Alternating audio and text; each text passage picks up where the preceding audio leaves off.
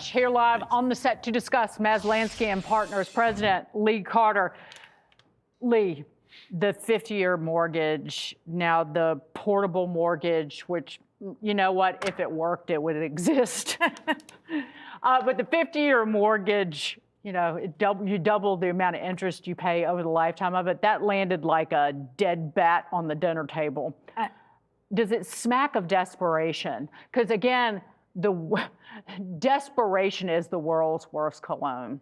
You know, this is supposed to be helping young people be able to afford homes. And what it's making young people feel is that the whole system is even more broken than it ever was, that the deal is totally unfair, that now instead of 30 years of debt, they have 50 years of debt. They just see this as a bad deal for them. And I think they ultimately are looking at this and saying, no way. I think the Republicans have to be really careful here, because when we look at the election that just happened, Democrats won on affordability by 8 points. Americans think that it's Democrats that are going to bring the cost of living down, not Republicans. And when you put ideas like this out there, it makes it seem like you're trying to rig the system to make things seem better than they are. And Republicans have been saying that the cost of living is coming down. People aren't feeling it. Young people especially are in really bad shape right now. And I think the Republicans are sort of missing the boat on this message. Well, the Republican Party has to acknowledge that affordability is an issue. I don't agree with both of you on the 50-year mortgage, but we don't have time to debate it today because it's a choice that somebody makes. It's an option.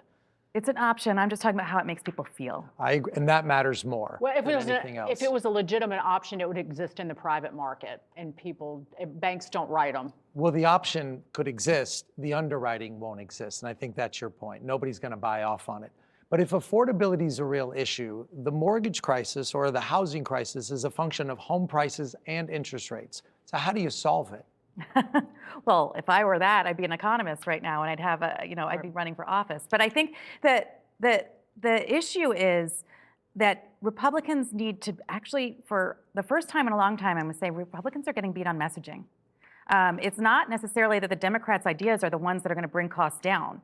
In fact, quite the opposite. I think the Democrats' plans are going to make things go way, way more expensive, and the Republicans are doing many of the right things. They're just talking about it in all the wrong way. They're trying to say that, you know what, look at how great the economy is. Look at how prices have come down. But people are still saying that prices are way higher than they were 5 years ago. You can't convince somebody that their lived experience is wrong. We have to be telling them, what are we going to do for them specifically then to make their life feel better and to bring prices down even more?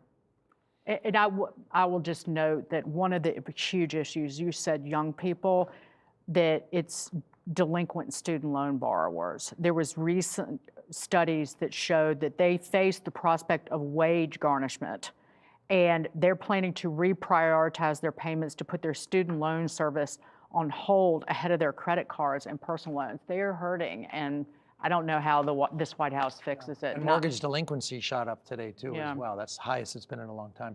But old Zozo Mondani, his campaign coined this affordability. I mean, it's just another way of saying cost of living crisis or Bidenflation. But he's now in cahoots with multiple Democratic governors, like Pritzker, on how to resist Trump, even though Mondani said, I will talk to President Trump on the phone. So what does he do? I would think that Pritzker's probably calling Zozo on the phone, asking him for advice, not the other way around. Right? Well, I think it's really interesting because this, to me, just shows how powerful Mondani is and how much part of the conversation he really is. That it's not just a fringe outlier. He's mainstream, and they're coming up with a plan together on how they're going to block Trump from having any kind of effect on things that are most important to the Americans. So they're really looking to blockade things. And I don't think that's going to be popular with the American people, but there is a big part of the movement that's all about resisting Trump, and it's popular with their base. The new face of the party? Seems to be. I think we're going to see a lot of him in AOC. Yeah, and Bernie Sanders seems to be promoting that idea. Yeah, for sure. But until New York basically gets sucked up by the earth, so to speak, figuratively, not literally. Well, let's just see what happens in the midterms. I mean, he's the flavor of the week, but until crime spikes, which he has essentially indirectly promised here in New York City.